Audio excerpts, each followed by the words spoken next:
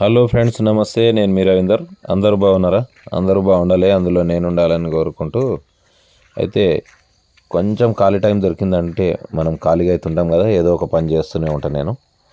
అయితే ఈరోజు విషయం ఏంటంటే, మనం ఒక 2 years బ్యాక్ మన పొలానికి షేడ్ నెట్ అనేది ఉండే. ఈ షేడ్ నెట్ పాడైపోయింది. అంతా పాడైపోవడం వల్ల ఇప్పుడు ఏం చేసినామంటే ప్రజెంట్ నైలాన్ నెట్ కడుతున్నాం. ఎందుకంటే కొంచెం లోపల మనకు కోళ్ళతో పాటుగా ఆవులు బర్రెలు కూడా ఉన్నాయి. వాటికి దోమలు ఈగలు ఎక్కువ కరుస్తున్నాయి, గాలి ఎక్కువ రాకపోవడం వల్ల. అందుకని ఈసారి నైలాన్ నెట్ అయితే 1 inch గ్యాప్ ఉన్న నైలాన్ నెట్ తీసుకొచ్చిన.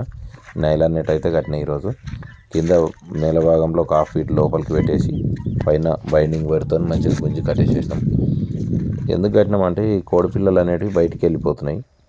బయటికి వెళ్ళిపోకుండా మన పొలంలోనే ఉండాలనే ఉద్దేశంతో. ఇంకొకటి ఏంటంటే పాములు కూడా వస్తున్నాయి. ఆ ఉద్దేశంతో అయితే ఈ నైలాన్ నెట్ అయితే ఫిక్స్ చేసేసినాం.